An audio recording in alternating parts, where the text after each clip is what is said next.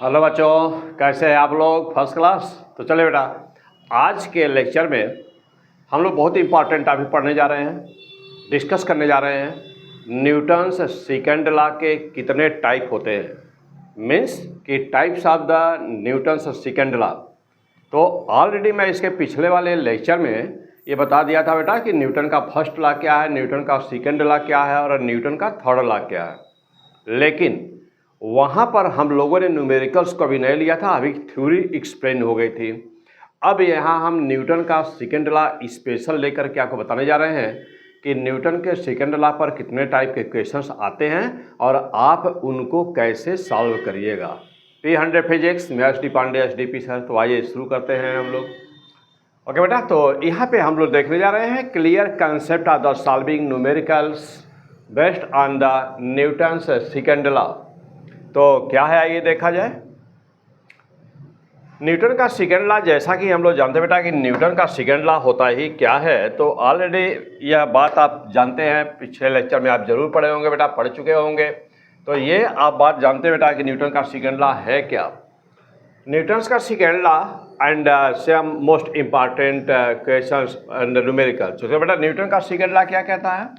यदि मैं आपसे कहूँ कि न्यूटन का सेकंड लॉ क्या है, तो बहुत सारे बच्चे जब वह क्लियर कंसेप्ट नहीं होता है तो बस डायरेक्ट बस एक ही शब्द बोलते हैं और कहते हैं कि F इक्वल टू एम में। तो उनका कहना होता है कि F इक्वल टू एम में this is the Newton second law. लेकिन F इक्वल टू एम में is not the complete second law, this is the one case of the second law.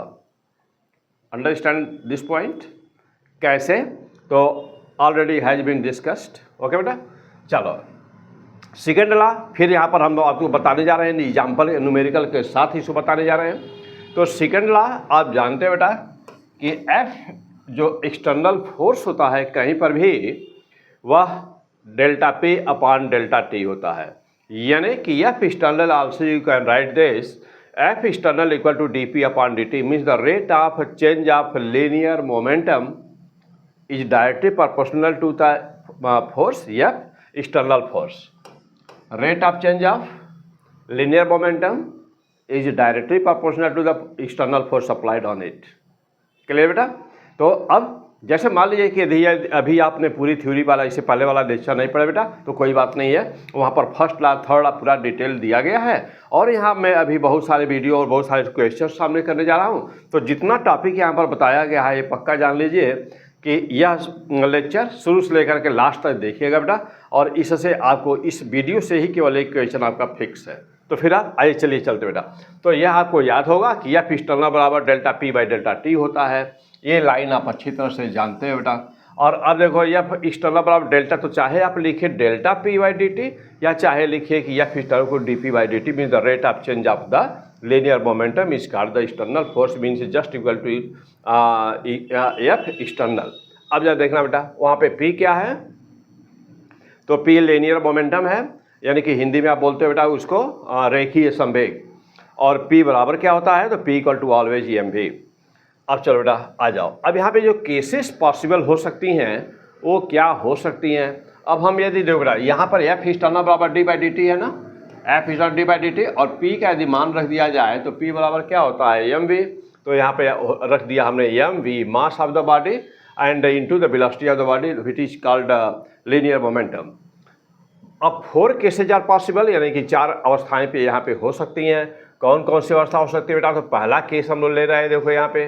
तो पहला केस हमने क्या लिया, यहाँ पे क्या क्या हो सकता है, डी बाई डी टी क्या कहता है, डिफ्रेंशिएट करो, किसको करो, एम और वी को करो। तो एम को पहले जानते बेटा कि डिफ्रेंशिएशन जब आप करने जाते हैं तो first of all you had to find that which is the variable and which is the constant. So in this questions, since there is a product of the mass and velocity and therefore m may be constant and v may be variable, पहला case हो सकता है बेटा, यानी क्या m constant हो और v variable हो, ये पहला केस हो सकता है।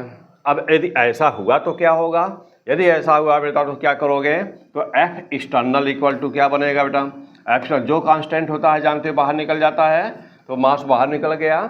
और वेलोसिटी को हम लोग क्या माने बेटा, वेलोसिटी को हमने माना कि v वेरिएबल है बेटा। देखो तो हमने पहला केस क्या माना है, mass constant and velocity variable.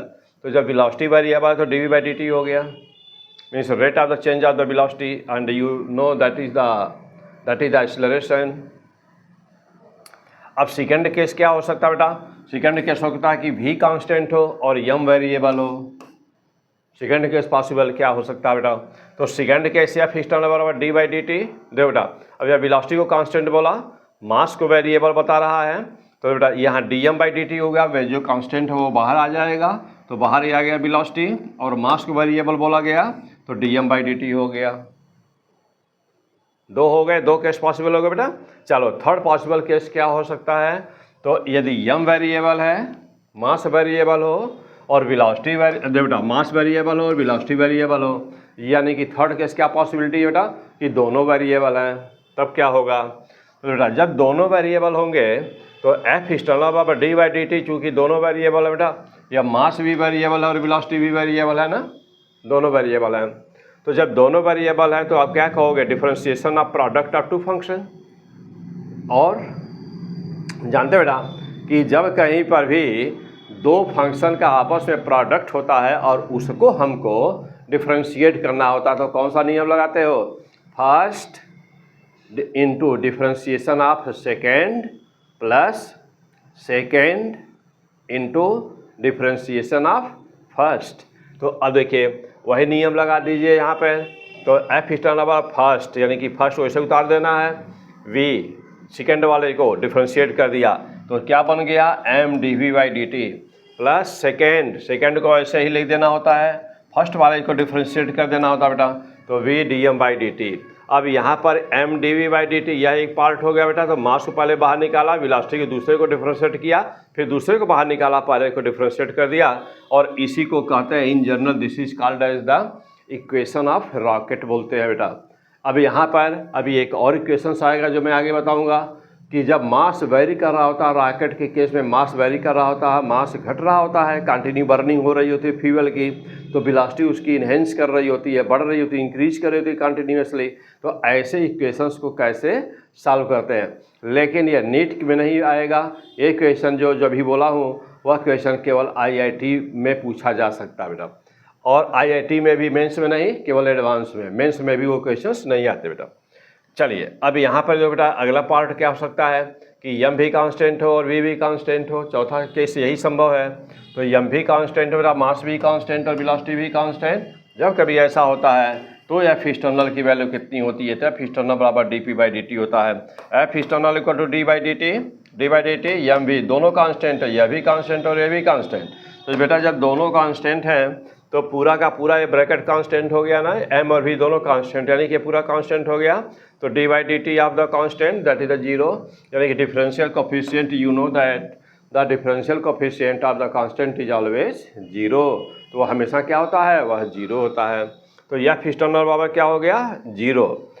अब इसका मतलब क्या हुआ बेटा कि कहीं पर भी देखिए, अब यह क्वेश्चन बार बार आपके एग्जाम में पूछा गया है, कई बार आपके एग्जाम में लाइन आती स्टेटमेंट करके ना, यहाँ पे जो क्वेश्चन पूछेगा वो स्टेटमेंट वाइज आएगा, यानी कोई एक स्टेटमेंट दे देगा, फिर उसका रीजन दे देगा और कहेगा कि दोनों सही हैं, एक सही है ना, दोनों गलत है। इस तरह का वाला जो क्वेश्चन होता है सर्सन रीजन वाला, वो आता है। तो देखिए अब क्या कहा है यहाँ पर, अभी कह देगा कि let mass of the body is also mass of the body is constant and let us consider it is moving with the constant velocity, then how much force will be required. अब मान लो reason में कह दिया कि since mass is constant, velocity is the constant and therefore no force will be the required.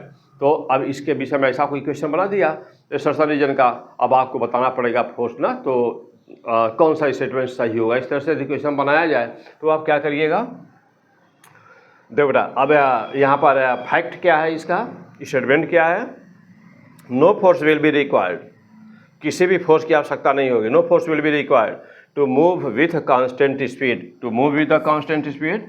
यदि कोई constant mass की बॉडी हो तो ध्यान देना बेटा, नोट कर लीजिए, वहाँ पर कॉपी में नोट कर लीजिए रेड पेन से, यदि मास कांस्टेंट हो किसी भी वस्तु का और वह कांस्टेंट स्पीड से जाती हो तो उसको किसी भी फोर्स की आवश्यकता नहीं पड़ती। अब आप कहेंगे सर जैसे मान लीजिए कि हम बाइक चलाते हैं या साइकिल चलाते हैं, तो हम साइकिल पर बैठे हुए हैं तो हमारा मास कांस्टेंट है, मास कांस्टेंट हमारा भाई हम बैठे हैं साइकिल पर, साइकिल चला रहे हैं तो मास कांस्टेंट है, वेलोसिटी भी कांस्टेंट है ना, पक्का। अच्छा, अब जब सपोज करें कि हम कांस्टेंट मास के हैं, साइकिल का मास भी कांस्टेंट है ना, और हमारा भी mass constant, total mass constant हो गया, और मान लीजिए हम 4 मीटर पर सेकेंड इसके स्पीड से, कांस्टेंट स्पीड से हम चलना चाहते हैं रोड पर, तो हमको फोर्स की आवश्यकता होगी या नहीं होगी? तो अकॉर्डिंग टू दिस लॉ, यह सामने आपके है, अकॉर्डिंग टू दिस लॉ कि किसी फोर्स की आवश्यकता नहीं होगी, दिस इज द जीरो। यही हुआ ना केस। देखिए बेटा, समझना यहाँ पर। लेकिन अब हम आपसे पूछना चाहते हैं क्रॉस क्वेश्चन कि तब आपको साइकिल पे पैडल क्यों चलाना पड़ता है, क्यों साइकिल को चलाना पड़ता है, पसीना पसीना हो जाते हैं ना बिना चलाए, इसका मतलब साइकिल चलनी चाहिए। यही बात जैसे मान लीजिए भाई शुरू में हमने चला के छोड़ दिया तो फिर चलना चाहिए, according to this concept F external is zero. तो फिर इसका एक्सप्लेनेशन क्या बेटा? तो इसका एक्सप्लेनेशन ये है कि provided there should be no any other external force, यानी कि हवा, देखिए जब हम साइकिल चलाते हैं तो हवा का प्रतिरोध तो हमारा विरोध कर रहा है, तो बाहरी फोर्स हो गया ना, तो उसके अगेंस्ट हमको पैडल मारना पड़ता है, साइकिल चलाना पड़ता है, न कि साइकिल को चलाने के लिए हमको पैडल मारना पड़ता है।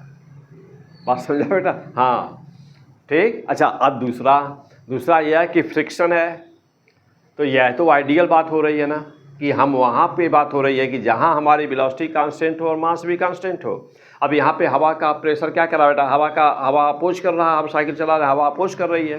तो जब हवा अपोज कर रही है तो हो क्या रहा है? एक्चुअली हमारी वेलोसिटी डिक्रीज कर रही है, और चूँकि हमको कांस्टेंट वेलोसिटी से जाना है, तो जब हमको कांस्टेंट वेलोसिटी से जाना है और हवा के रेजिस्टेंस की वजह से हमारी वेलोसिटी घट रही है, तो उस वेलोसिटी को मेंटेन करने के लिए हमको एक्स्ट्रा एडिशनल फोर्स लगाना पड़ेगा ना, ठीक। अच्छा, यही काम टायर और रोड के बीच का फ्रिक्शन कर रहा है। तो फ्रिक्शन जानते बेटा कि डिसिपेटिव फोर्स होता है, यानी कि हमेशा एनर्जी का लॉस कराता है। तो जब हम तो जो रोड और टायर के बीच फ्रिक्शन है, तो वो भी वेलोसिटी को रिड्यूस कर रहा है, फ्रिक्शन भी। और वह कैसे करता है? तो ये बहुत फैंटास्टिक टॉपिक बेटा, रोटेशनल मोशन में मैं आगे बताऊंगा आपको। तो वह भी वेलोसिटी को रिड्यूस करता है, और चूंकि शर्त लगी है कि यम शुड बी कांस्टेंट है, वेलोसिटी शुड बी कांस्टेंट, तो लेकिन यहाँ का वेलोसिटी फ्रिक्शन वेलोसिटी को घटा रहा है, हवा का फ्रिक्शन, हवा के द्वारा लगने वाला जो रेजिस्टेंस है वो भी वेलोसिटी को घटा रहा है। तो वेलोसिटी को मेंटेन करने के लिए हमको पैडल चलाना पड़ता है। बाइक जब चलाते हैं तो डीजल पेट्रोल इसलिए डालना पड़ता है बेटा, क्योंकि वही फ्रिक्शन के कारण वेलोसिटी कंटिन्यू रिड्यूस हो रही होती है। Otherwise according to the concept, according to the theory, there should be no requirement of the force, यानी कि किसी भी फोर्स की कोई भी ज़रूरत नहीं होती है। क्लियर? तो बात फिर से रिकैपिंग, यदि मास कांस्टेंट हो और यदि वेलोसिटी कांस्टेंट हो, तो according to Newton second law किसी बाहरी फोर्स की ज़रूरत नहीं होती। यदि आपसे पूछा जाए कि कोई गाड़ी एक है जिसको कांस्टेंट स्पीड से जाना है, उसका मास कांस्टेंट है, कितने फोर्स की ज़रूरत पड़ेगी? तो कहेंगे किसी फोर्स की ज़रूरत नहीं पड़ेगी। हाँ, बशर्ते कि वहाँ फ्रिक्शन नहीं होना चाहिए किसी भी प्रकार का। ओके, चलिए अब ये 4 केसेज हो गए आपके सामने।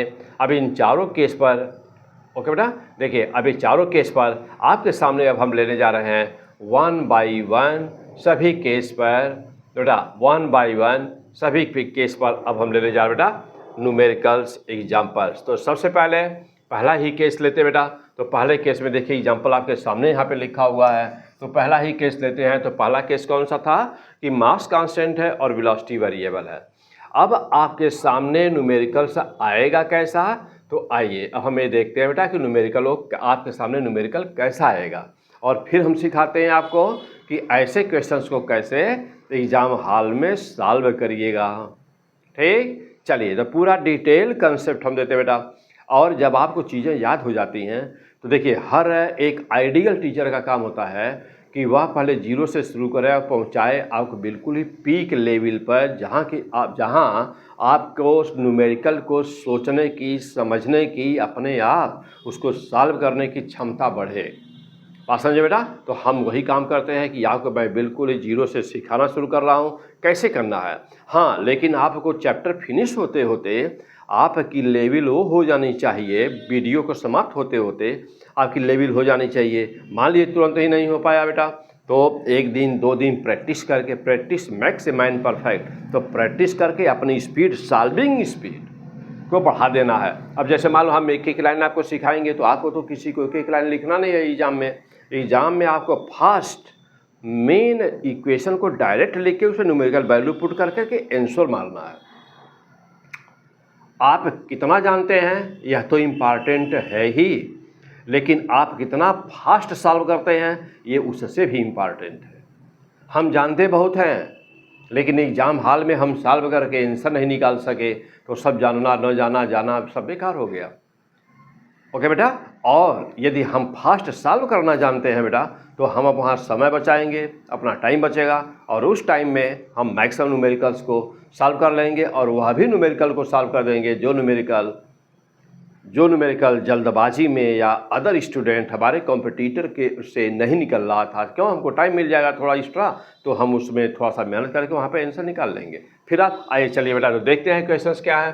तो अब हम केस नंबर 1 पे चलते हैं। केस नंबर 1 में क्या कहा बेटा, कह रहा है कि ये car of the mass 500 kilogram, यानी कि देखिएगा क्वेश्चन को समझिएगा कि यहाँ पर दिया क्या है। अब जैसे एक टाइप का मान लीजिए हमने एक क्वेश्चन ले लिया, अब इसी तरह का आपको 10 क्वेश्चन के हम प्रैक्टिस कराएंगे और आपको 1 मिनट का समय देंगे बाद में अगले वीडियो में, तो आप उसको अपने मन से सॉल्व करिएगा मेरे साथ में, मेरे साथ सॉल्व करने की प्रैक्टिस करिएगा। चाहिए तो कह रहा है कि एक car of the mass 500 kilogram. देखो बेटा कोई कार है जिसका मास कह रहा है कि यम का मान 500 किलोग्राम है, is moving with the speed 72 kilometre per hour और इन 72 किलोमीटर पर आवर की स्पीड से वो कार जा रही है। ओके, कह रहा है कि what will be the force required by the engine so that its speed becomes 108 kilometre per hour.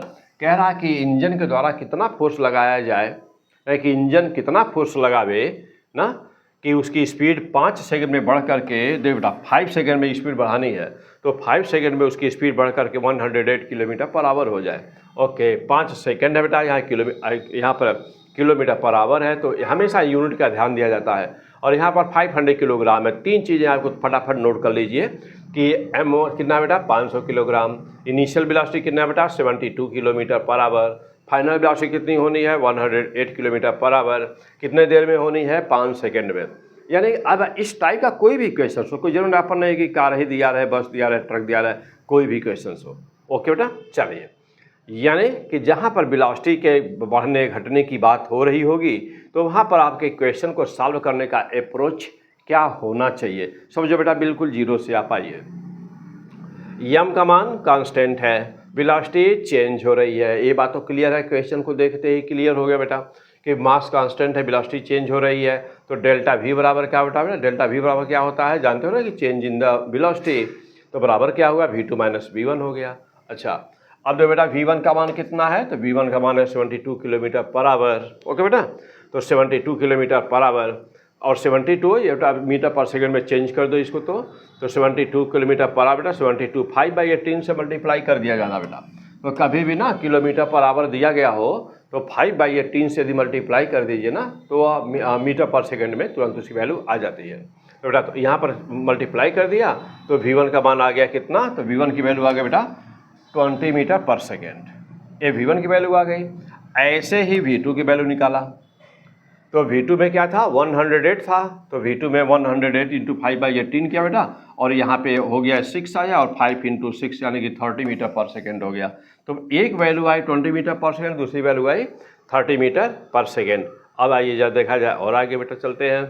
तो अभी फार्मूला हम लोग जानते हैं, अभी अभी देखा है आपने कि फर्स्ट वाले केस में क्या था। फर्स्ट वाले केस में था बेटा कि मास कांस्टेंट है, वेलोसिटी चेंज हो रही है। तो देखो बेटा, तो अब यहाँ ने क्या किया, एफ एक्सटर्नल बराबर क्या हुआ बेटा M delta V by delta T. अब आप चाहो बेटा तो इसको लिख सकते हो कि यही क्या कहलाता है, चेंज इन द देखो बेटा delta we upon delta T, change in the velocity upon time taken, तो इसी को कहते हैं बेटा एक्सीलरेशन। तो बेटा एफ एक्सटर्नल बराबर आप ऐसे भी लिख सकते हो ना एम ए, तो एम और इंटू ए की वैल्यू पुट किया बेटा और यहाँ वैल्यू रख दिया, सॉल्व कर दिया, वैल्यू आ गई। क्लियर, बहुत आसान। तो देखो बेटा तो एफ इक्वल टू एम में, तो एफ और यहाँ पर याद ध्यान देना बेटा कि एफ नेट फोर्स होता है, हमेशा नेट एक्सटर्नल फोर्स होता है। तो एफ एक्सटर्नल बराबर एम में, यानी कि मेन फोर्स बराबर क्या हो गया एम में। तो कभी भी तो यह जो एफ बराबर एम में आपको याद है बेटा यह, तो यह लाइन केवल और केवल न्यूटन के सेकंड लॉ का एक केस मात्र है, न कि यह पूरा सेकंड लॉ है कि नहीं। चलो अब आ जाइए न्यूमेरिकल को सॉल्व किया जाए। तो या तो ये का मान निकाल लो अलग से बेटा, या तो डायरेक्ट यही वैल्यू पुट करके यहीं पे बता दीजिए। तो एफ एक्सटर्नल बराबर m delta v by delta t. तो 500 इंटू V2 कितना बेटा 30, V1 कितना है 20, टाइम कितना है 5, तो 500 इंटू 2 बेटा। तो ये कितना हुआ, कट करके यहाँ पे 2 आया बेटा, तो 500 इंटू 2, तो 500 इंटू 2। और एफ एक्सटर्नल बराबर कितना होगा बेटा, तो एफ एक्सटर्नल बराबर हो गया हम लोग का कितना 1000 न्यूटन, आंसर आ गया। तो जो फोर्स वाला था पार्ट बेटा वह तो हो गया, और यही हमारा क्या हो गया बेटा final, this is the final answer. अब आइए, अब यहाँ पे दो एडिशनल चीज़ें बता दूं बेटा। तो क्वेश्चन में तो खाली फोर्स पूछा था, तो वो हो गया, देखिए आंसर आ गया कि इतने फोर्स की आवश्यकता पड़ेगी।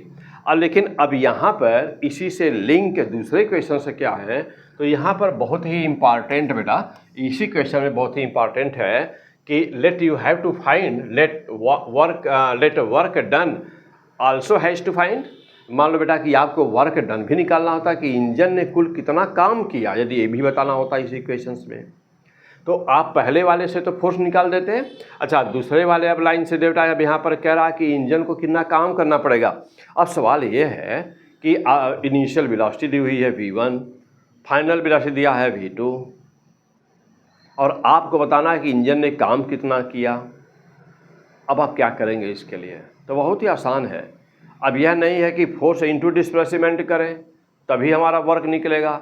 आप सिंपल सा याद होगा हाफ बोला बेटा, यदि नहीं याद है तो मैं आपको यहाँ बता रहा हूँ क्या कि वर्क डन बराबर होता है क्या बेटा, वर्क इसको क्या बोलते हैं, वर्क एनर्जी थियरम।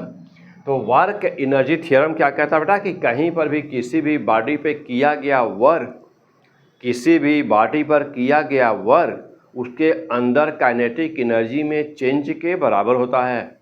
फिर से बोलिए क्या बोला हूँ, नोट कर लीजिए। Always work done equal to change in the kinetic energy of the body. किसी भी बॉडी का जो काइनेटिक एनर्जी में चेंज होता है वह उस पर किए गए काम के बराबर होता है, किए गए कार्य के बराबर होता है। तो चलिए, तो डेल्टा W बराबर क्या हुआ, work done equal to how much, that will be the change in the kinetic energy.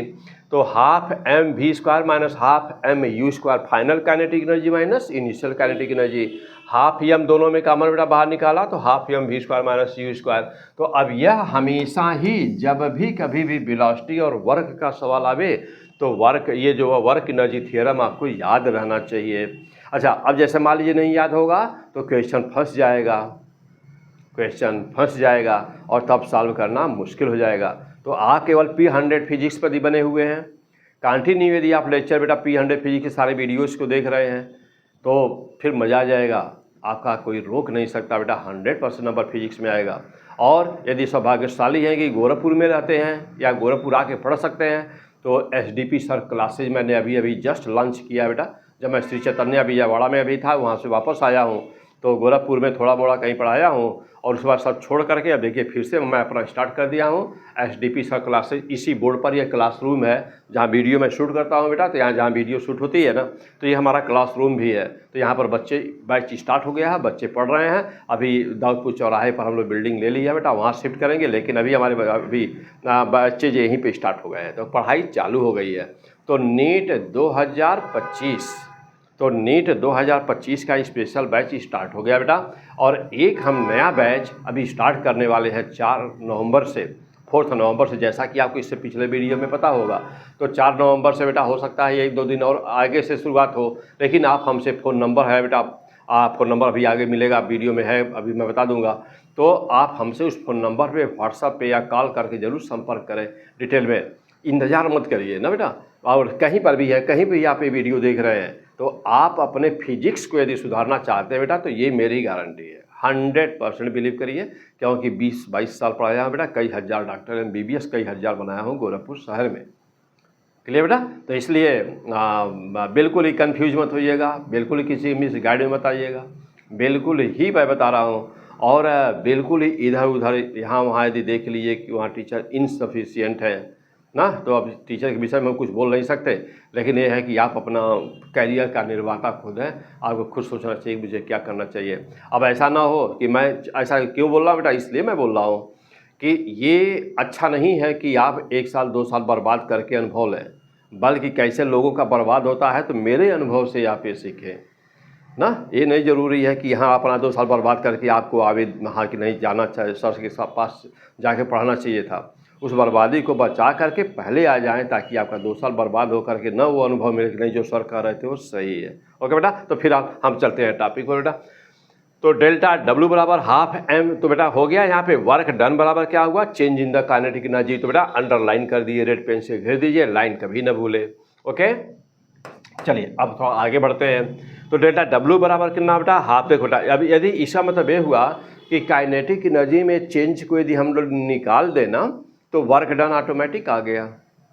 अब यह देखिए, हाफ एम मास कितना बेटा 500 किलोग्राम में है तो 500 रहेगा, और वेलोसिटी 30 आई है तो 30 है बेटा, 30 का स्क्वायर हो गया माइनस 20 का होल स्क्वायर हो गया। अब सॉल्व कर दीजिए, तो यहाँ पे 500/2 है तो 250 हो गया, तो 250 यहाँ हो गया बेटा, या 30 का स्क्वायर करो बेटा 900 हो गया, 20 का स्क्वायर किया तो 400 हो गया, 900 400 ये 500 हो गया बेटा, और यहाँ 250 हो गया। इसको सॉल्व कर दिया बेटा, तो ये जब 25 का गुणा करोगे 5 में तो 125 हो जाएगा बेटा, 3 जीरो आ गया, तो देखो बेटा ये इतना आ गया, इतना जूल आ गया।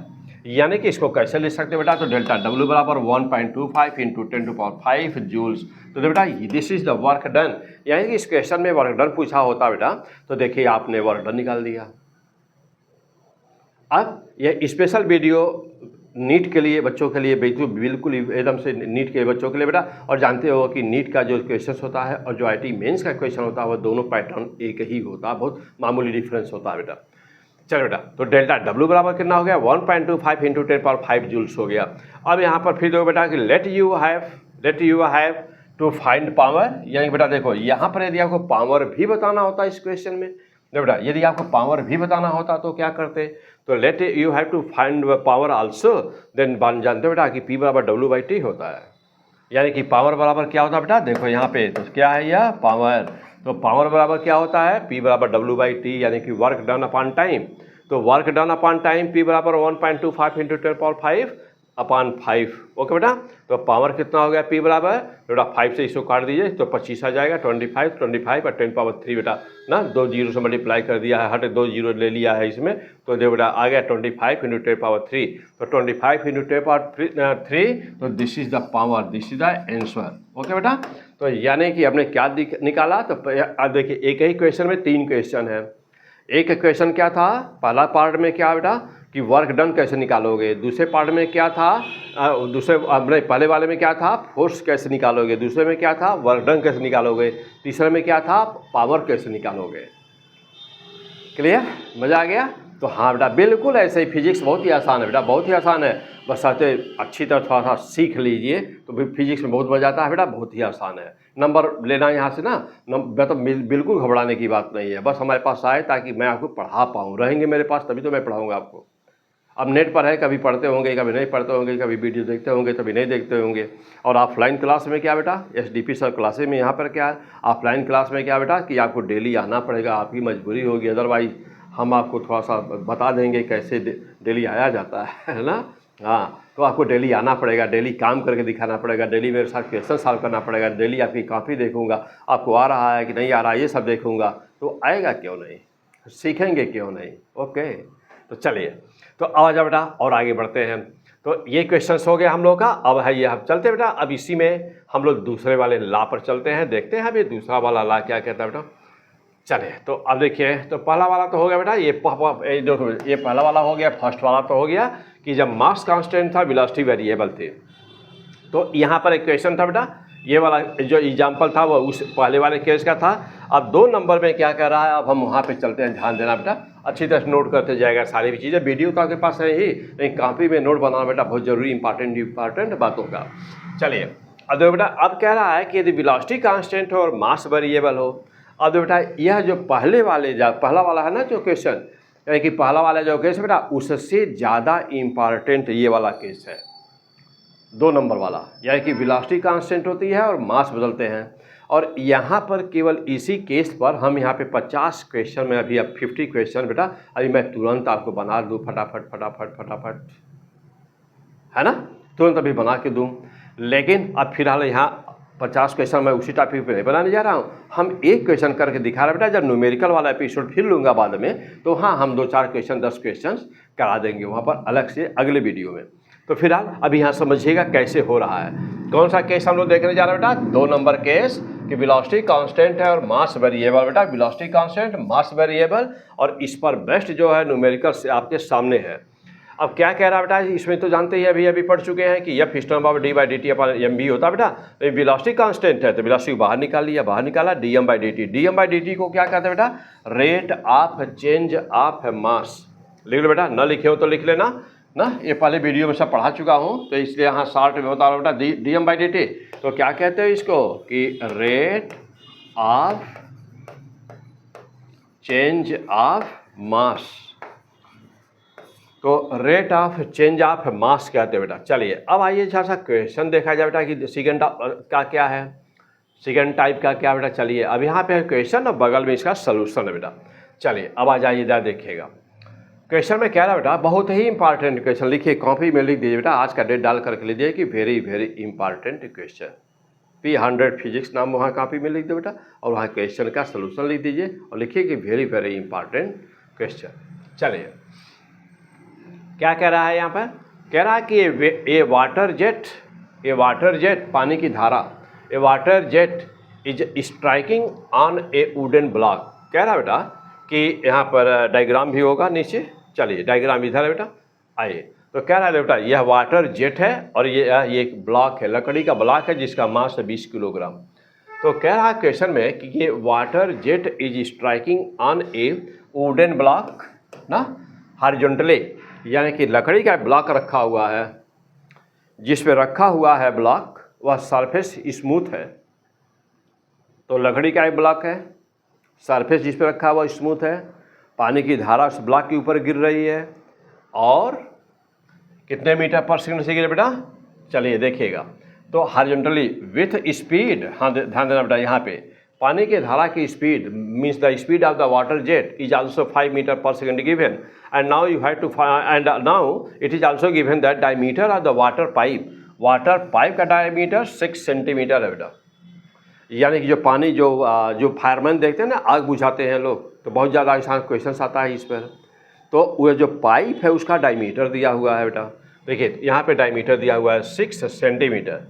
लेकिन let block is placed on smooth surface, देखिए अब यहाँ पर ब्लॉक कैसा रखा हुआ है, स्मूथ सरफेस पर, and its mass is 20 kg। और कह रहा है कि बेटा ब्लॉक का मास 20 kg है। Then how much it can be displaced in 10 second. तो कह रहा है बताओ कि वह 10 सेकेंड में ब्लॉक कितनी दूर पहुंच गया होगा। यदि आप किसी भी कोचिंग में पढ़े हुए हों या पढ़ते हुए हों बेटा, तो आप एक बार वीडियो को ही पॉज कर करके अपने आप को चेक कर सकते हैं कि आंसर आया कि नहीं आया, और तब सलूशन को मिलाइएगा। ठीक, ओके बेटा। अब आइए, अब यहाँ पे बेटा हम क्लियर कंसेप्ट आपको यहाँ बताने जा रहे हैं। तो देख बेटा, अब देखिए सारे डाटा आपने यहाँ पे नोट कर लिया है। चलिए अब देखो बेटा, ये वाटर पाइप है या होज पाइप भी बोलते हैं, जो फायरमैन लोग आग बुझाते हैं, देखते हो ना हाथ में से पकड़े रहते हैं बेटा, तो पूरी यहाँ पर डीप थ्योरी है। अब देखो बेटा, अब ये वाटर की जेट पानी, अब देखो बेटा यहाँ पर कोई एक सपोज करो वाटरमैन है और पानी फायरमैन है बेटा, और ये पानी की धारा गिर रही है इस पर, और ये वाटर मीन्स फायरमैन जो है अपने हाथ में ये पाइप को ऐसे डालते हैं ना, देखे होंगे कैसे पकड़े रहते हैं, और ये ब्लॉक है, इसका मास है 20 किलोग्राम। चलो बेटा यहाँ पर इसका वेट नीचे काम कर रहा होगा mg, नॉर्मल ऊपर होगा। चूँकि फ्रिक्शन यदि रहता बेटा, यदि फ्रिक्शन रहता तो क्वेश्चन थोड़ा और डेंजरस होता, लेकिन चूँकि फ्रिक्शन है नहीं इसलिए क्वेश्चन आसान है। अब जब यही क्वेश्चन IIT वालों को आएगा तो फ्रिक्शन यहाँ जरूर देगा, जब नेट में पूछेगा तो बिना फ्रिक्शन का देगा, बस इतना ही अंतर होता है। लेकिन कंसेप्ट दोनों में, नेट में भी और IIT में भी एक ही रहेगा। चलिए, यानी क्वेश्चन जो का मेन थीम है, मेन कंसेप्ट बेटा वो तो एक ही है कि कैसे सॉल्व होता है ये। चलिए आइए देखा जाए।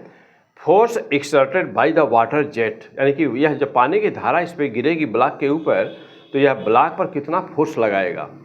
आइए अब एक्चुअली पहले तो हमें बताइए, पहले तो हमको ये सीखना है कि चूँकि न्यूटन के सेकंड लॉ के 4 पार्ट हैं, तो 4 पार्ट में पहला तो देखा आपने कि मास कांस्टेंट था, वेलोसिटी बदल रही थी।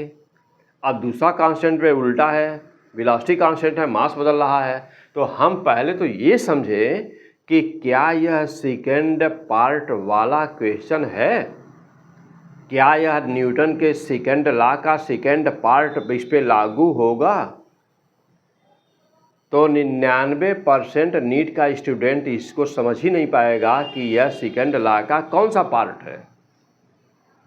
हाँ पक्का, और इसी वजह से वहाँ दिक्कत होती है।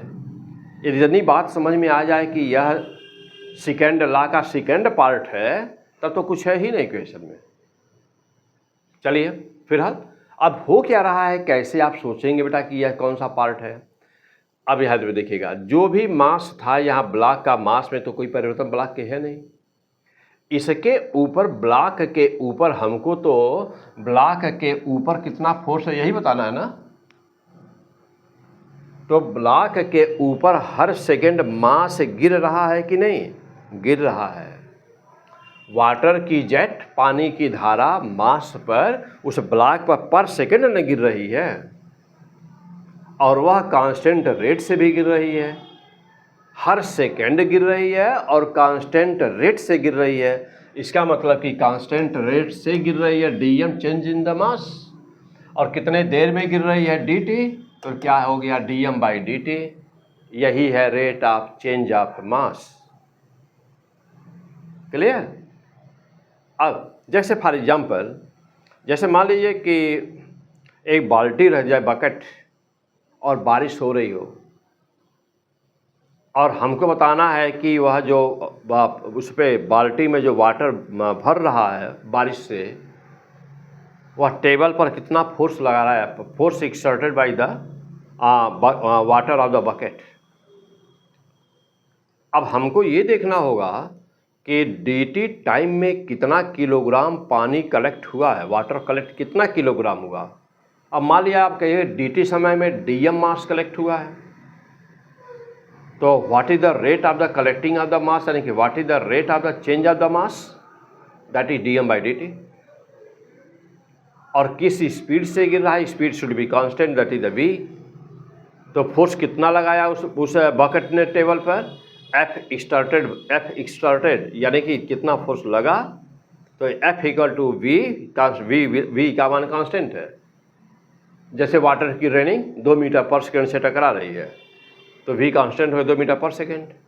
अब कितना किलोग्राम कितने सेकंड में, तो dm बाई dt हो गया। तो अब यहाँ से हम निकाल सकते हैं। ऐसे ही बहुत सारे क्वेश्चंस आते हैं, कन्वेयर बेल्ट वाले जितने भी क्वेश्चंस होते हैं वो सब ऐसे ही सॉल्व होंगे। फिलहाल अब यहाँ पे आंसर देखिए बेटा इसका। तो वाटर जेट F स्टैंडर बराबर क्या हो गया, d बाई dt या pmv हो गया बेटा। अब v का मान कांस्टेंट है, रहने दिया, और यह rate of change of the mass dm by dt हो गया। अब F स्टैंडर बराबर v बाहर निकाला ही हूँ, d बाई dt। अब यहाँ मास की जब हम बात करें बेटा, तो यह मास पर सेकेंड कितना, यह ब्लॉक है, तो ब्लॉक पर मास कितना पर सेकेंड गिर रहा है ना बेटा, ये ब्लॉक है। इस ब्लॉक के ऊपर कितना मास पर सेकेंड गिर रहा है। तो अब पर सेकेंड कितना गिर रहा है, इसका मतलब ये हुआ कि यह इसकी एरिया पर डिपेंड करेगा। एरिया यदि ज़्यादा होगी पाइप की तो ज़्यादा मास गिरेगा, एरिया कम होगी तो कम मास गिरेगा। फिर इसके स्पीड पर भी डिपेंड करेगा। और जानते हैं बेटा कि जो वेलोसिटी होती है वह डिस्टेंस अपॉन टाइम होती है। तो हमने माना कि 1 सेकेंड में या dt सेकेंड में या 1 सेकेंड में चली गई डिस्टेंस L सेंटीमीटर है या L मीटर है, तो बेटा यह L लेंथ ले लिया, कितने देर में चली हुई है, मीन्स dt इक्वल टू 1 में। तो कितनी लंबाई चला, कितनी डिस्टेंस चला, L, कितने सेकंड में, 1 सेकंड में। यानी कि वेलोसिटी किसके बराबर हम ले सकते हैं बेटा, dl by dt। Velocity water jet की वेलोसिटी हुई ना, वेलोसिटी वाटर जेट की हुई ना, तो dl बाई dt बराबर 1। इसका मतलब कि v के स्थान पे हम क्या ले सकते हैं, सीधे L। Okay fantastic. अब मास डिलीवर्ड इन सेकेंड ना बेटा, तो मास डिलीवर्ड यानी कि 1 सेकंड में बेटा मास यूनिट समय या dt समय में जो भी निकालना रहे, तो कितना हुआ था, m बराबर क्या होता है बेटा, जानते हो मास बराबर क्या होगा, वॉल्यूम इनटू डेंसिटी। और वॉल्यूम मास यानी कि मास बराबर वॉल्यूम, वॉल्यूम बराबर क्या होगा बेटा, A क्रॉस सेक्शन एरिया, क्योंकि वाटर का पाइप सिलिंड्रिकल है, तो सिलेंडर का जो एरिया वॉल्यूम होता है बेटा वो cross section area into length होता है, तो cross section area into length. और डेंसिटी रो माना तो रो से मल्टीप्लाई करिए तो ये मास बन गया। अब जरा देखना बेटा, एफ एक्सटर्नल बराबर कितना हुआ, तो V D M by D T है ना, तो डी बाई डी टी और एम के स्थान पर इसका मान रखा ए एल वी। अब ये क्या बना बेटा, ए और दे बेटा ये कांस्टेंट है और ये कांस्टेंट है, तो जो कांस्टेंट है वो बाहर निकल गया और अंदर आ गया d l by D T, और d l by D t velocity बन गया, तो ए रो और एक वेलोसिटी यहाँ से आया और एक वेलोसिटी ये, दोनों वेलोसिटी हैं तो वी स्क्वायर हो गया। तो एफ एक्सटर्नल बराबर ए रो वी स्क्वायर। तो अब देखो बेटा, यदि अब जैसे मान लीजिए किसी भी स्टूडेंट को ये फार्मूला याद नहीं है ना बेटा, इसको याद करना जरूरी है, याद करो ठीक। और यदि आपको याद नहीं है ये फार्मूला तो फिर एग्जाम में डेंजरस हो जाएगा। क्यों, क्वेश्चन इंपॉर्टेंट है, आएगा ज़रूर और आप इस फार्मूले को प्रूफ नहीं कर पाएंगे। अब यहीं पर सोचिएगा कि यही बदल करके एफ एक्सटर्नल बराबर ए रो वी क्यूब कब हो जाएगा। अब ये क्या बताता है, हम यहाँ पर वी स्क्वायर किए हैं तब क्या होता है, वी क्यूब कर दूँ तब क्या होता है, जल्दी बता दें, जल्दी बता दीजिए, याद है नहीं, कोई बात नहीं बेटा, यह फोर्स है ना, तो जानते हो कि अब इसी में यदि पावर पूछता तो जानते बेटा पावर बराबर होता है एफ एक्सटर्नल इंटू वेलोसिटी होता है ना, तो एफ एक्सटर्नल के मान आ गया है ए रो वी क्यूब, एक वेलोसिटी से और मल्टीप्लाई कर बेटा, तो इसका मान कितना है बेटा, हाँ चलिए फिर से बोलिए बेटा, तो ए रो वी स्क्वायर है ना इंटू वेलोसिटी एक और है, तो क्या बन गया ए रो वी क्यूब, यानी कि पावर इक्वल टू, तो इसी क्वेश्चन बेटा यदि पावर पूछता तो क्या करते, यदि पावर पूछता तो ए रो वी क्यूब हुआ, तो अब लिखिए वहाँ पर कॉपी में नोट करिए, फर्स्ट क्लास कॉपी में नोट करो बेटा, कॉपी में नोट करो कि एफ एक्सटर्नल यानी कि फोर्स बराबर लिखो, डायरेक्ट आप लिखिए फोर्स बराबर, ये लिखिए फोर्स बराबर क्या होता है एक्सटर्नल, ये बेटा एक्सटर्नल लिखा गया है, ई एक्स टी लिखा गया बेटा एफ एक्सटर्नल, तो एक्सटर्नल फोर्स बराबर ए रो वी क्या लिखा बेटा, ए रो वी स्क्वायर है, चलो बेटा, तो एफ एक्सटर्नल लिखा गया ना, तो F external A rho V square हो गया बेटा।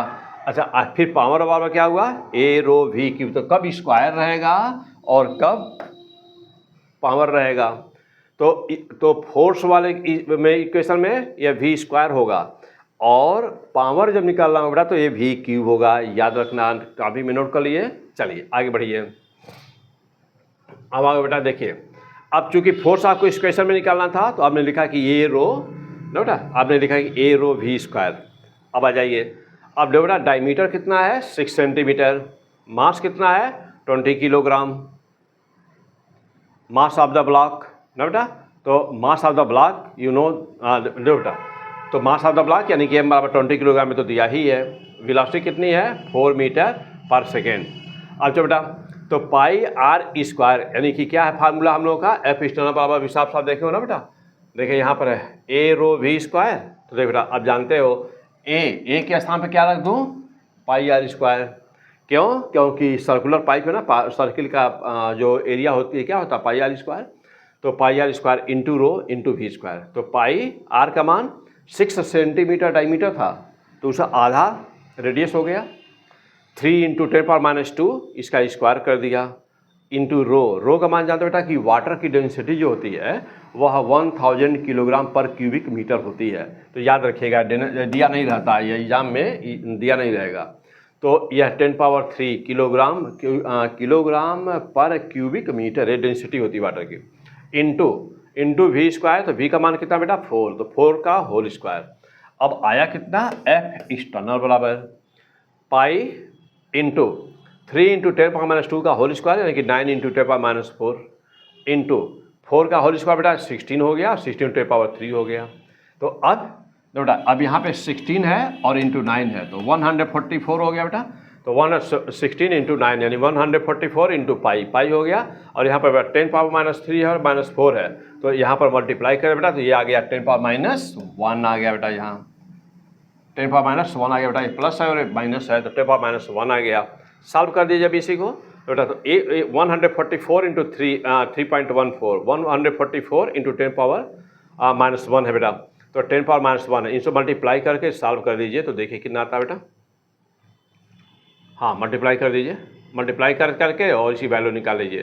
तो देखिए तो यहाँ पर चूँकि 10 पावर माइनस 1 था ना बेटा तो 10 पावर माइनस 1 देखो यहाँ 10 पावर माइनस 1 भी बचा हुआ है और 144 इंटू पाई था तो हमने एक स्थान 10 पावर माइनस जो 1 है वह लेफ्ट हैंड आ गया है तो ये हो गया है 14.4 आई इंटू पाई है। अब 14.4 इंटू 3.14 पाई का मान रख दिया, मल्टीप्लाई किया तो मल्टीप्लाई करने पर अप्रॉक्स आ जाएगा आपका 44.65 क्या न्यूटन।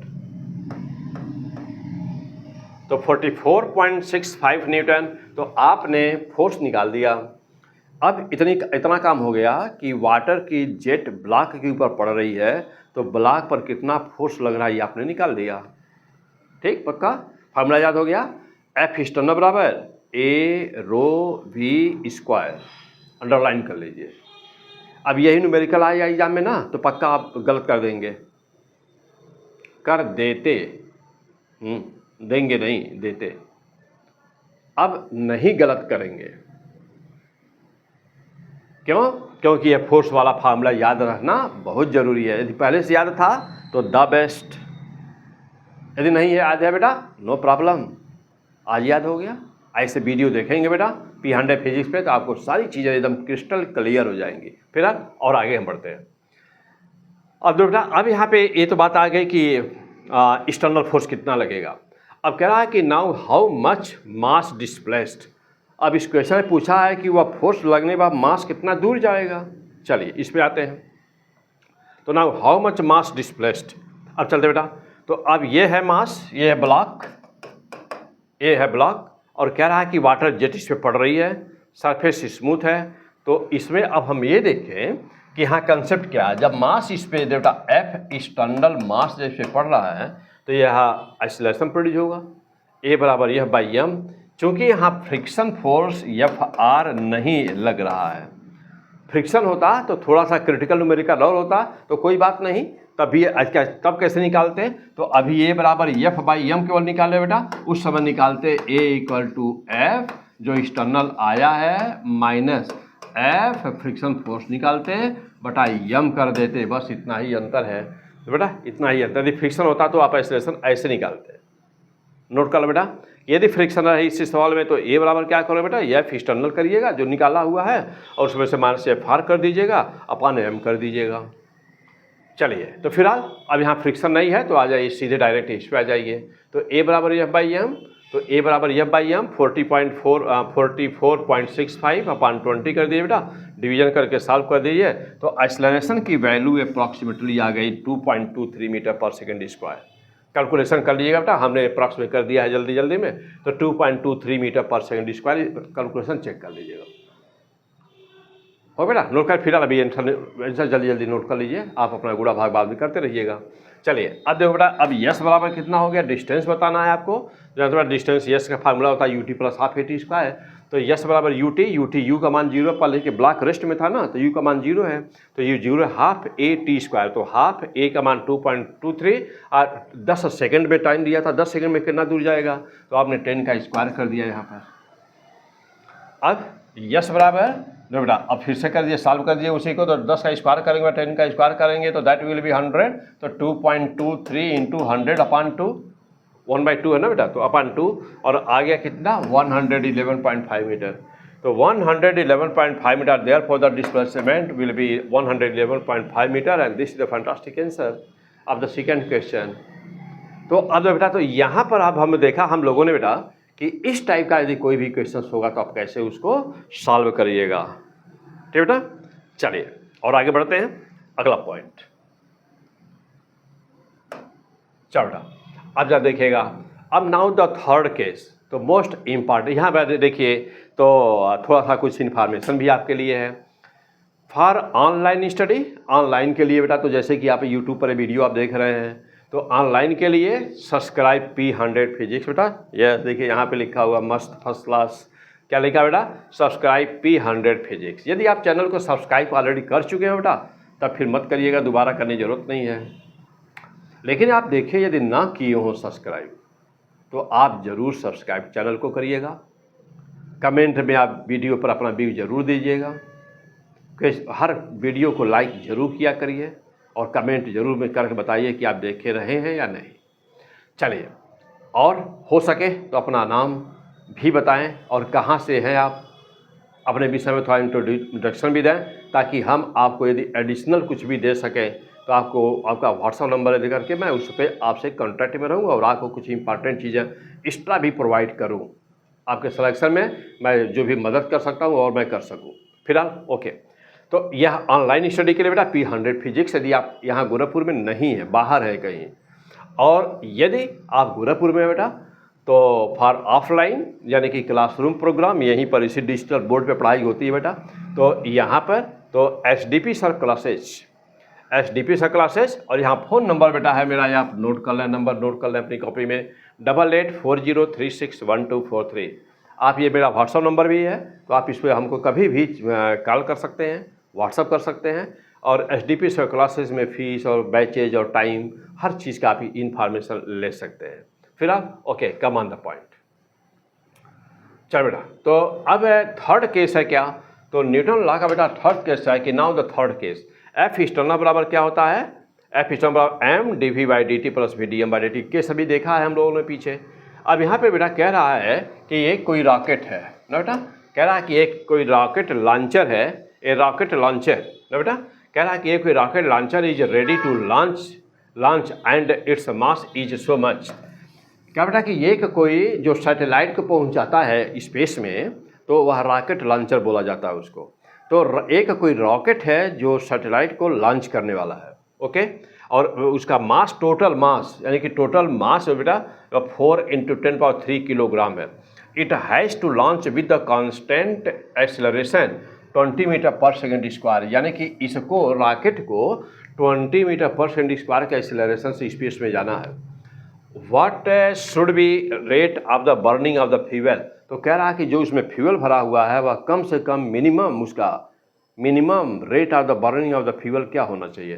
तो कह रहा है कि rate of the burning of the fuel minimum क्या होना चाहिए। Let nozzle provides velocity to exhaust gases up to 400 metre per second. और जानते बेटा जो जली हुई, जब फ्यूल जलता है ना तो जो गैसेस निकलती हैं, तो बाहर का जो नोजल होता है बेटा उससे जो गैसेस निकलती हैं, तो कह रहा है कि यदि वह 400 मीटर/सेकंड की स्पीड से निकलती हो गैसेस, तो बताओ कि कम से कम पर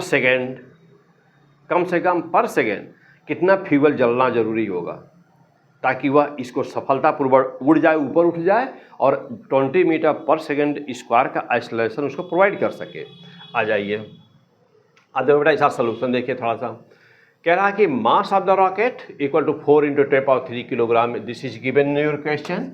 velocity of the exhaust gases, जो जली हुई गैसेस से बाहर निकलती हैं किस स्पीड से, v = 400 metre per second, it is given. चलो बेटा ये सपोज करो कि यह एक रॉकेट है, ये एग्जॉस्ट गैसेस बेटा ये बाहर देखिए निकल रही हैं ना, तो जब ये गैसेस बाहर निकलती हैं तो एवरी एक्शन, तो देखो बेटा यह एक्शन हो रहा है। एक्शन क्या हो रहा है कि फ्यूल जो जल रहा है बहुत तेज़ी से बाहर निकल रहा है, तो every action have same and opposite reaction. तो यहाँ जब यह एक्शन हो रहा है तो रिएक्शन क्या होगा, तो बेटा गैसेस एक्शन कर रही हैं। एक्शन कौन कर रहा है, गैसेस ना, बर्न गैसेस। तो बर्न गैसेज जो होती है बेटा वो एक्शन कर रही हैं, तो रिएक्शन किधर होगा, तो रिएक्शन इसका ऊपर होगा ना बेटा। और ये रिएक्शन में क्या होगा, तो रिएक्शन में ये जब गैसेस बाहर निकलेंगी तो ये रॉकेट ऊपर उठेगा, ओके। अच्छा, अब कितना फोर्स मिलेगा इसको ऊपर उठने के लिए, तो अब देखो बेटा होगा क्या यहाँ पर, तो अब F ऊपर उठने के लिए कितना फोर्स मिलेगा, तो यदि एक्सीलरेशन न होता तब तो आप कहते हैं कि F एक्सटर्नल ना बेटा बराबर क्या हो गया, तो यदि एक्सीलरेशन ना होता बेटा तो कहते हैं कि V dm/dt। तो यह तो केवल इसको उठाने के लिए होता ना बेटा, केवल इसको उठाने के लिए होता, और इतना मिलता और केवल उठाने के लिए होता, यानी कि mg नीचे काम कर रहा है अब कौन कौन से काम कर रहे हैं बेटा, इस क्वेश्चन में एक्सेलरेशन भी है बेटा, ध्यान दीजिएगा, अच्छी तरह समझिएगा इस क्वेश्चन को, इसमें एक्सेलरेशन भी है। अब देखिएगा, अब आपको मैं बताया हूँ बेटा पीछे कि वीडियो है बेटा इनर्शिया नॉन इनर्शिया करके टॉपिक होगा, न्यूटन्स लॉ ऑफ मोशन, उसको पढ़ लीजिएगा, मैं नया वीडियो भी और देने वाला हूँ। तो अब यहाँ देखो बेटा, तो जब यह रॉकेट ये एक्सेलरेशन से ऊपर उठेगा तो उसके अंदर ये भरा हुआ है ना, तो रॉकेट तो इनर्शिया में होगा बेटा, देखिए रॉकेट तो इनर्शिया में है ना, तो यह इनर्शिया में है, तो इसके अंदर जो फ्यूल भरा हुआ हो किस में आ गया, वो आ गया नॉन इनर्शिया में। तो जो बॉडी नॉन इनर्शिया में होती है वह वही एक्सेलरेशन अपोजिट डायरेक्शन में गेन कर लेती है। तो बेटा अब यह जो फ्यूल है वह उतना ही एक्सेलरेशन अपोजिट डायरेक्शन में, तो रॉकेट गया एक ऊपर तो फ्यूल ने एक्सेलरेशन पाया नीचे। अब टोटल मास रॉकेट के, देखो बेटा जो रॉकेट की बॉडी है उसका मास अलग से नहीं लेना है, टोटल मास बोला है कि वह मतलब ये कि जो फ्यूल भरा हुआ है उसी का मास ज़्यादा है, उसकी तुलना में रॉकेट के बॉडी का मास अपना कुछ भी नहीं नेग्लिजिबल है, एक क्वेश्चन में दिया रहेगा। तो अब देखो बेटा, तो अब देखो बेटा, तो पूरा मास कितना हो गया, mg तो नीचे काम कर ही रहा था, और चूँकि यह सीडो फोर्स भी नीचे लग रहा है तो अब नीचे टूल फोर्स हो गया mg प्लस ma। देखो बेटा अब F हेड कितना हो गया, हमको कितना चाहिए, तो अब नीचे फोर्स काम कर रहा है mg प्लस ma, तो कम से कम हमको इतना F एक्सटर्नल चाहिए, और F एक्सटर्नल बराबर होता है v dm/dt। तो एक इक्वेशन तो मेरा यहाँ पर बेटा, दूसरा हमारा यहाँ बन रहा है, इसका मतलब हुआ बेटा कि जो डाउनवर्ड नेट फोर्स है जो है वो mg प्लस ma है, हमको ऊपर कितना फोर्स एग्जॉस्ट यानी थ्रस्ट कितना मिल रहा है, जब गैसेज बाहर निकले तो थ्रस्ट प्रोड्यूस कर रही हैं, न्यूटन का थर्ड लॉ। तो अब न्यूटन के थर्ड लॉ पर बेटा ये रॉकेट ऊपर उठता है, तो अब ये कितना मिला बेटा v dm/dt। अब होना क्या चाहिए हमारा कि दोनों equation from first and from second both equation should be equal, and therefore v dm/dt should be equal to mg plus ma। And now you have to find the value of the dm/dt and therefore determine the value of the dm/dt। yes, v को उधर भेज दो बेटा, तो mg plus ma अपान v kilogram पर second हो गया।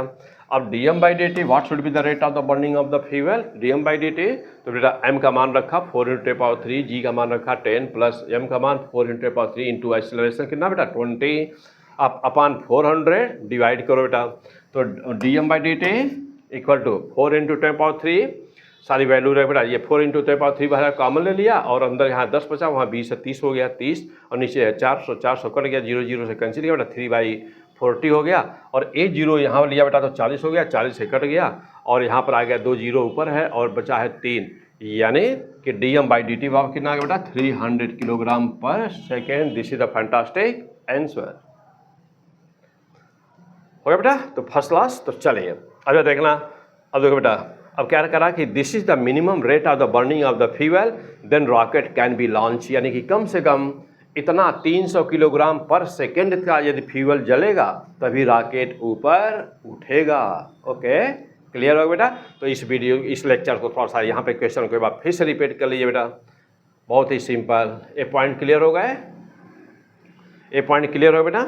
हाँ, अब यहाँ मैं फिर से थोड़ा बता दूँ, देखो बेटा, अब जैसे मान लो कि ये रॉकेट है ना, ये रॉकेट है, देखो बेटा, अब यहाँ पर पहली बात ये है कि इसमें जो फ्यूल भरा हुआ है ना, देखो बेटा, इसमें जो फ्यूल भरा हुआ है तो इसको पहले दो पार्ट में समझाता हूँ बेटा, इस बात को थोड़ा मैं फिर से समझा दूँगा आपको, क्योंकि कभी मैं भी स्टूडेंट रहा हूँ। हाँ, तो कहाँ परेशानी होती है, कहाँ कठिनाई होती है, मुझे अच्छी तरह से पता है बेटा। आयो देखो जरा साहब, देखना, अब जैसे मान लो कि यह तो पीछे गैसेस जो निकल रही है ना बेटा, ये तो जली हुई गैसेस जो बाहर निकल रही हैं, इनकी वेलोसिटी बोला है v। इस गैस के निकलने के कारण बेटा यहाँ पर देखिएगा, यहाँ पर जो फोर्स लगेगा इसको बोलते हैं थ्रस्ट, इसको बोलते हैं ना बेटा Ft बोलते हैं, इसको थ्रस्ट फोर्स बोलते हैं, ये थ्रस्ट कहलाता है। तो F जो लगेगा F एक्सटर्नल होगा। अब ये तो आप क्लियर हो कि V कांस्टेंट बेटा, यहाँ पर किससे निकल रहा है, V कांस्टेंट, तो बेटा ये V कांस्टेंट है और ये मास जल रहा है, M क्या कर रहा है बेटा, M की बर्निंग हो रही है ना, यानी कि मास जल रहा है। तो जो F थ्रस्ट मिलेगा ऊपर की तरफ वो मिलेगा कितना, तो v dm/dt, यानी कि सीधे शब्दों में भी समझो बेटा कि F एक्सटर्नल इतना फोर्स इसको ऊपर उठाएगा ना बेटा, यानी कि यह Ft, तो बेटा ये Ft इसको ऊपर उठाएगा, इसको ऊपर उठाने का काम करेगा, इसको ऊपर उठाएगा। यदि एक्सेलरेशन ना होता तो उठाने में कितना काम करना पड़ता, इसके वेट के बराबर mg के बराबर। तो यहाँ पर सीधे कहते आप कि v dm/dt बराबर ना बेटा, क्या खाली उठाना है, उठाना मतलब mg, तो आप कहते हैं ना कि v dm/dt = mg चाहिए, बस इतना ही चाहिए। अब इसको सॉल्व कर देते बेटा, तो आप कहते हैं कि dm/dt केवल उठाना रहे तो dm/dt बराबर कितना हो गया, तो कहते हैं कि mg/v।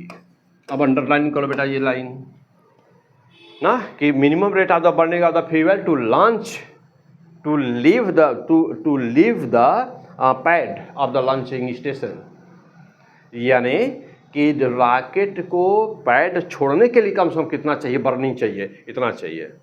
अब कह रहा है कि यदि एक्सीलरेट भी कराना है तब क्या होगा, तो यदि एक्सीलरेट भी कराना बेटा तब देखिए क्या होगा। तो अब एक्सीलरेट जब कराना है तो v dm/dt ना बेटा, तब कितना चाहिए, इसका मतलब ये हुआ बेटा कि ये तो उठाने के लिए mg चाहिए था, और अभी एक्सीलरेट भी कराना है, तो एक्सीलरेट कराना है तो फिर m में हो गया, बस हो गया सॉल्व। तो दो केस बने। यह वाला केस तब यूज़ करेगा जब बिना एक्सीलरेशन का, जब एक्सीलरेशन 0 रहेगा तब। और यह वाला इक्वेशन कब यूज़ करना बेटा, इसको यूज़ करना है जब एक्सीलरेशन ना 0 रहे, यानी कि एक्सीलरेशन नॉट 0। जब एक्सीलरेशन भी रहे तब यह, एक्सीलरेशन ना रहे तो यह। पक्का, क्लियर? चल बेटा नेक्स्ट। और अब क्या हुआ बेटा, कह रहा है कि now the case number 4। Case number 4 कह रहा है कि मास भी कांस्टेंट और वेलोसिटी भी कांस्टेंट। तो एफ एक्सटर्नल ऑफ d/dt या mv, मास भी कांस्टेंट है, वेलोसिटी भी कांस्टेंट, दोनों कांस्टेंट हो गए हैं। तो अब जानते बेटा कि ये पूरा F बराबर क्या हो गया है, 0, यानी कि किसी भी फोर्स की आवश्यकता नहीं है। तो यदि मास कांस्टेंट है, वेलोसिटी भी कांस्टेंट है, तो किसी फोर्स की आवश्यकता नहीं होती। ओके बेटा, तो so no force is required if mass is constant and velocity is constant, यानी कि F का मान 0 बेटा। ओके, अब थोड़ा तो आज का लेक्चर हम यहीं फिनिश करने जा रहे हैं बेटा, और नेक्स्ट लेक्चर में हम लोग क्या पढ़ेंगे, तो नॉर्मल फोर्स। अभी जस्ट इस लेक्चर के पहले हमने आपको लेक्चर दिया था बेटा कि नॉर्मल फोर्स वगैरह कैसे निकाला जाता, बड़ा इंपॉर्टेंट लेक्चर था बेटा। अच्छी तरह से आप P100 फिजिक्स पर बनिए, 100% क्वेश्चन सही कराने की नीति में मेरी गारंटी है। तो बेटा देखिए, तो नॉर्मल फोर्स, कॉन्टैक्ट फोर्स, और सेकेंड अगले लेक्चर में हम लोग क्या करेंगे बेटा, तो नॉर्मल फोर्स, कॉन्टैक्ट फोर्स, यानी कि इन पे न्यूमेरिकल रहेगा दोनों पर, इस पर भी इंक्लाइन प्लेन वगैरह के सवाल रहेंगे। और सेकंड लॉ से संबंधित 50 स्पेशल क्वेश्चन मैं दूंगा, जो अभी हम लोग डिस्कस किए हैं। ये सब टाइप के क्वेश्चन का सबका एग्जाम्पल्स लूँगा, डिफरेंट ना बेटा। तो फॉर नीट एग्जाम 2025 के लिए एकदम स्पेशल मैं आपको क्वेश्चन गेस करके दूंगा, यहाँ से लिंक। और एक बात है बेटा यहाँ पर क्या, कि dear students, you can support this channel by, आप इस चैनल को सपोर्ट करें। और कैसे कर सकते हैं बेटा, तो channel by support by subscribing, आप चैनल को जरूर सब्सक्राइब बेटा, P100 फिजिक्स। ओके, चलो बेटा लाइक करें, जरूर करें हर वीडियो को शेयर करें बेटा, तो लाइक करिए, शेयर करिए वीडियो को। ओके बेटा, and give your views in comments. तो बेटा आप अपना व्यूज हमको जरूर देते रहिए। तो मिलते हैं फिर हम लोग अगले वीडियो में। Okay, best of luck.